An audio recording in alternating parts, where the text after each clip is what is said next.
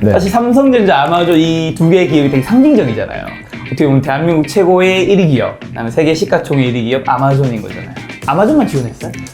지원한 거는 아마존하고 마이크로소프트 지원을 했고요. 아마존 채용을 시작을 하자마자 사실 입사가 돼가지고 삼성전자 취업 팁. 저는 솔직하게 말한 게 굉장히 잘 먹혔어요. 거짓말하지 말고 솔직하게 얘기를 해라. 네. 입사 연봉. 안녕하세요, 김작가TV 작가의 책 권우입니다. 오늘의 책은 바로 삼성인 아마존이언 대답입니다. 함께 이야기 나누실 분을 소개하도록 하겠습니다. 안녕하세요. 안녕하세요. 안녕하세요. 가볍게 자기소개 한번 부탁드릴게요.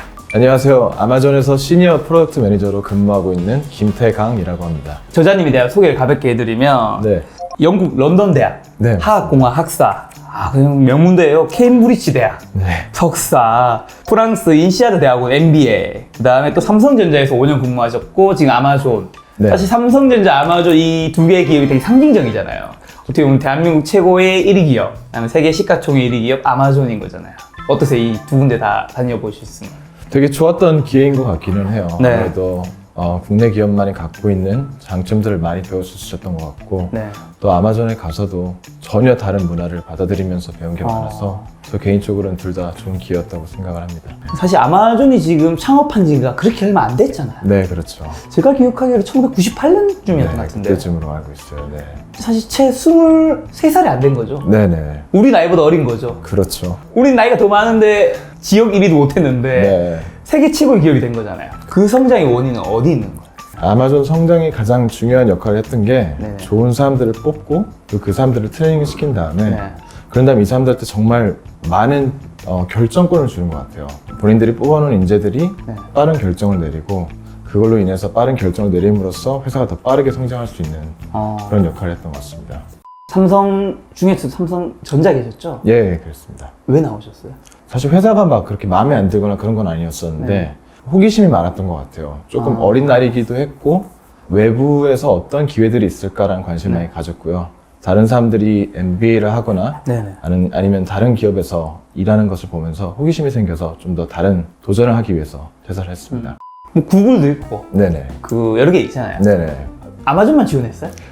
지원한 거는 아마존하고 마이크로소프트 지원을 했고요. 마이크로소프트는 인터뷰 도중에 아마존이 돼서 네네. 그냥 왜 아마존에 가신 거예요? 당시만 해도 아마존이 워낙 빠르게 성장을 하고 있었고요. 그때가 2017년도였었는데 주식이 올라가는 속도나 성장 속도가 정말 말도 안 돼서 맞아. 그 성장의 이유가 뭘까 궁금해서 입사를 하게 됐습니다. 아마존이 빠른 결정을 잘 하는 회사라고 생각을 하는데 네. 취업에서도 굉장히 빠르거든요. 어떻게? 다른 회사들 같은 경우에는 면접을 보고 나서 뭐 2, 3주 후에 결과를 알려주거나 아니면은 이력서를 지원을 하고 한참 뒤에 면접을 잡는 경우가 있는데 네. 아마존은 지원을 하면은 바로 면접을 할 건지 안 할 건지를 알려주고 면접도 이틀 안에 끝내버려요. 네. 모든 면접을? 네네네. 면접이 끝나면 그날 저녁에 이제 면접을 봤던 사람들이 모여서 이 사람 채용을 할 건지 안 할 건지 결정을 하고요. 네. 그런 다음에 바로 저희는 연락을 받는 거죠. 아마존 채용을 시작을 하자마자 사실 입사가 돼가지고 거의 이거 뭐 지원하고 며칠 만에 다 끝나는 것 같은데. 네, 제가 이력서를 지원을 하고 면접은 이틀 만에 끝났어요. 결과 자체는 네, 이틀 만에 나온 거예요. 그러니까 처음에 지원하고 실제 결과가 나온 건 이틀 딱 걸린 거예요? 이력서까지 포함하면 그래도 그거보다 한 10일 정도 걸렸던 것 같아요. 이제 다 합쳐도 한 10일 정도. 예. 서류 지원하고 이력서 예. 검토해서 면접 날짜 잡고 예. 면접 보고 합격까지. 예, 10일 만에. 예. 네. 그 동네 아르바이트도 그렇게 네네네.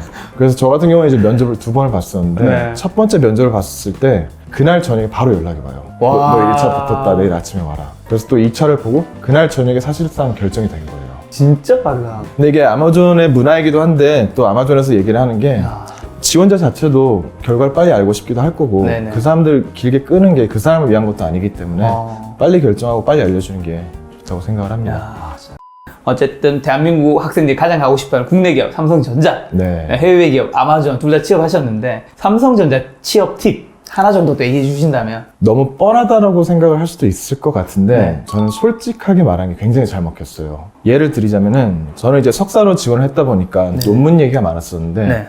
마지막에 최종 면접에 가서 임원들이랑 이제 면접을 하는데 들어가기 전에 인사팀 분께서 이렇게 말씀해 주셨어요. 들어가서 정말 거짓말하지 말고 솔직하게 얘기를 해라. 그래서 그 얘기를 듣고 알겠습니다 라고 얘기를 하고 들어갔고 네. 마지막에 어떤 한 분이 제 이력서를 보시더니 네. 태강 씨 일본어 하시네요 이러는 거예요. 고등학교랑 대학교 때 일본을 좀 배우긴 했었거든요. 네. 약 3년 동안 배웠기 때문에 이력서에 적어놓은 거였는데 순간 엄청 고민을 하다가 솔직하게 말씀드리면 3년을 배웠지만 지금 자신 없습니다라고 말씀을 드렸어요. 그리고 끝나서 나왔는데 알고 봤더니 그분이 일본을 진짜 잘하신 거예요. 그 순간 고민했겠죠. 네. 내가 지금 일본 할 줄 안다고 말한 순간 저 사람이 일본 할 줄 알면 어떡하지? 그분도 솔직하게 말해준 게 너무 좋았대요. 아. 네, 꾸미지 않고 솔직하게 말하는 게 맞아. 네, 오히려 더 좋게 봤다고 하더라고요. 아니 저는 이거 너무 공감 가는 게 네. 우리가 사실 면접을 볼 때 처음에 바로 왜 삼성전자 지원했는가요? 그것도 이렇게 안 하고 네네. 식사하고 오셨어요? 네네. 뭐 이런 식의 뭐 취미 뭐예요? 이런 거 네. 가볍게 묻잖아. 아이스 브레이킹. 취미 물어볼 때 아니면 특기. 네. 그 지원자들은 뭔가 특별한 걸 얘기해야 한다는 맞아요. 압박감을 받잖아요. 맞아요. 근데 그러면 절대 안 된다고 제가 얘기하는 게 예를 들면 어떤 사람이 자기가 좀 영업직 지원했어. 그럼 좀 뭔가 액티브한 거 보여주고 싶어서 저는 스쿠버 다이빙을 좋아합니다. 네. 이렇게 얘기하는 친구들이 있어요. 네, 맞아요. 근데 전 그렇게 절대 하지 말라고 하는 이유 중에 하나가 뭐냐면 그 면접관이 스쿠버 다이빙 했던 사람이에요. 물어볼 수 있겠죠. 맞아요. 그럼 로그수가 어떻게 되나? 안 해본 사람 로그수가 무슨 말인지 못 알아듣잖아요. 표정이 바로 느껴진단 말이에요. 네. 로그수라는 건 스쿠버 다이빙에서 다이빙 횟수거든. 그러니까 사실 그때부터 거짓말하는 게 걸리면 그 뒤에 모든 말들은 맞아요. 안 믿게 되니까. 맞아요. 그래서 특별한 게 아닌 이상은 차라리 있는 그대로 얘기하는 게 네. 제 논문 얘기를 할 때도 이제 워낙 전문가분들이 많다 보니까 굉장히 어려운 질문들도 많이 하셨거든요. 근데 면접을 볼 때 정말 모르는 건 모른다고 얘기를 했었어요. 제가 아는 부분은 이 부분이고 지금 방금 질문하신 건 제가 잘 모르겠습니다. 네. 대신에 뭐 이런 걸 제가 확인해 볼 수도 있고 아니면 그 부분은 제가 안 그래도 나중에 알아볼 생각이었습니다. 이런 식으로 솔직하게 얘기하는 걸 되게 좋아하시더라고요. 삼성전자 솔직함. 네. 자, 아마존. 아마존은 취업 문화가 확실하게 있는데요. 그 책을 읽어보시면 리더십 원칙이라는 게 굉장히 많이 나와요. 그치, 14가지 14가지요. 네. 있잖아요. 아마존은 누군가를 채용을 할 때 이 네. 사람이 정말 리더가 될 사람인지 네. 그걸 굉장히 중요시 생각을 하거든요. 네. 그리고 그 사람을 평가할 때 리더십 원칙을 빗대어서 이 사람을 평가를 해요. 질문을 봐도 딱 들어보면 이건 리더십 원칙이 어떤 거다라는 게 감이 오거든요. 네네. 그럴 때 이제 본인의 스토리를 얘기를 해줘야 되는데 그때 본인의 과거에 리더십 원칙이 확실하게 묻어나 있어요. 그게 가장 중요한 것 같습니다. 이 14가지 중에 하나에 어딘가에 묻어놔야 되는 거예요. 네, 확실하게 묻어놔야 되죠. 주인의식을 갖는다. 주인의식. 오너십이라는 게 있는데요. 네. 그래서 질문이 예를 들어서 당신은 고객을 위해서 어디까지 해봤냐? 이런 질문이 나올 수 있거든요. 또 아마존 약간 또 고객한테 집착하는 기업이잖아요. 고객을 굉장히 사랑하는 기업이죠. 네. 네. 단어 바꾸시네요.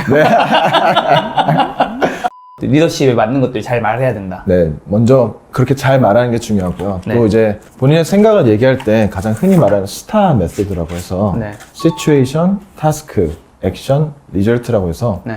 네 가지를 순차적으로 이야기하는 게 굉장히 중요해요. 그래서 뭐 예를 들어서 당신이 고객의 집착을 어디까지 해봤냐라는 질문이 왔을 때 제일 처음에 자기의 상황에 대해서 시츄에이션에 대해서 설명을 하고 그렇죠. 그 다음에 그 상황에 있었을 때 본인의 태스크 해야 될 일들은 무엇이었는지 네. 그거에 대해서 이야기를 해야 되고요. 그 다음에 가장 중요한 그때 내가 했던 행동에 대해서 아주 구체적으로 설명을 해야 돼요. 맞아. 그다음 마지막으로 결과 리절트를 얘기를 해야 되는데 그럴 때는 숫자를 넣어서 뭐 맞아. 내가 이런 도움을 줬더니 결과적으로 이런 숫자가 올라갔다. 맞아. 이런 포맷을 유지하는 게 굉장히 중요해요. 실제로 아마존에서는 뭐 회의나 할 때도 이게 무슨 수치가 나온 거야? 이게 뭐 검증된 거 이런 걸 많이 물어본다면서요? 네, 아무래도 모든 회의는 주로 수치를 가지고 아마존 자체가 모든 결정을 내릴 때 데이터가 있냐 없냐가 굉장히 중요해요. 내피셜 하면 안 된다는 거죠. 뇌피셜은 어느 정도는 필요하다고 생각을 하는데 그래도 모든 결정에는 항상 데이터가 있어야 됩니다. 사실 또 이 저자님께서 굉장히 또 좋은 학교를 나오셨잖아요. 솔직히. 네. 이 영국 런던 대학, 예, 예. 케임브리지 대학, 어쨌든 영국의 명문 대학인 건 맞잖아요. 괜찮은 학교죠. 그렇죠, 네. 그렇죠. 좋은 대학을 나와야지 아마존 같은 글로벌 기업에 들어갈 수 있는 거예요. 실제로 어때요? 전 꼭 그렇다고 생각을 안 하는데요. 네. 왜냐면은 지금 제가 같이 근무하고 있는 동료들만 봐도 네네. 꼭 명문대학을 나왔다 해서 아마존에 입사하는 거 아닌 것 같아요. 그것보다 좀 더 얼마나 이 사람이 다양한 경험을 갖고 있냐? 네. 이런 것도 굉장히 중요하고요. 네, 학벌보다는 이 사람의 과거 경험, 네, 혹은 이 사람이 아마존에 들어옴으로써 새로운 시선을 가져올 수 있는지 그런 걸 더 중요시하는 것 같아요. 그리고 안 중요하다고 얘기하면 좀 그렇고 네, 면접에 그래도 더 큰 비중을 두는 것 같습니다. 저는 이 말에 진짜 동의하는데 네. 조금 신기한 거는 이건 저희 이제 뭐 제가 데이터가 있는 거 아니고 편견인데 네. 제가 아는 아마존이 이제 세 분이 됐어요. 네네네. 저자님이 이제 어쨌든 영국 런던대 캠브리지 대학, 그 다음에 그 아마존에서 가장 오래 근무하신 분 박전준 저자님이라고, 그분은 이제 아마 워싱턴 대인가 좀 그랬어요. 네. 그다음에 또 한 명이 제가 아는 AI 개발자 한 명이 있어요. 그 친구도 괜찮은 이제 네. 대학이에요. 네. 제가 아는 한국 사람이 다 좋은 대학인 거죠. 그러다 보니까 이게 대학이 중요한 건 아닌데 네. 어느 정도 전제 기본 조건 같은 거는 되는 게 아닌가라는 생각이 약간 드는 거예요. 맞아요. 그럴 수도 있겠네요. 근데 제가 느꼈던 게 학벌을 중요시하진 않는데 대신에 이런 건 있죠.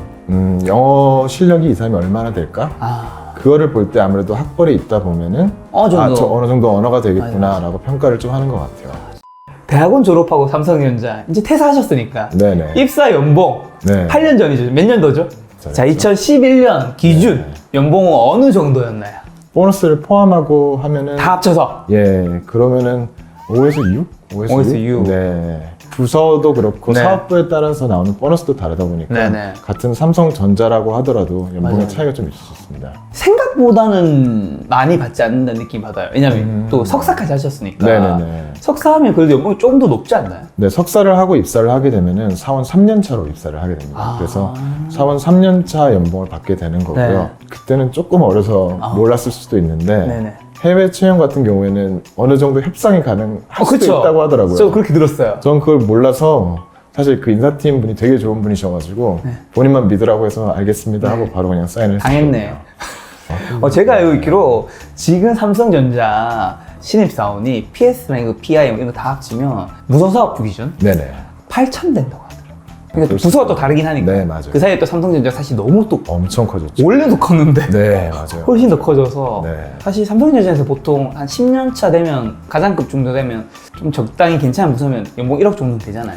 그러지 않을까요? 보너스도 다 포함하고 네. 그러면은 그럼 아마존은 신입사원의 연봉은 어느 정도부터 시작을 해요? 일단은 제가 알고 있기로 미국 기업이기 때문에 연봉 네네네. 자체가 우리나라보다 훨씬 높긴 해요. 네. 어느 정도 가운데부터 시작하나요? 제가 알고 있기로는 아마존의 연봉은 뭐 일단 1억 무조건 넘는 거고요, 사실상. 아니 미국 기업에다가 네. 또 그다음에 IT 기업이니까 네, 네. 특히 개발자는 이쪽은 더 많이 받는 거고. 맞아요, 맞아요. 좀 직급 살짝 있으면 뭐 2억은 그냥 어느 정도 넘는 것 같아요. 또 어느 국가냐도 중요한데요. 아. 아무래도 미국이 맞아요, 연봉을 맞아요. 좀 더 많이 주는 편이고요. 네. 워낙 주변 그러니까요. 회사들도 많이 주니까 유럽으로 건너면 유럽 국가마다 또 연봉이 좀 바뀌어요.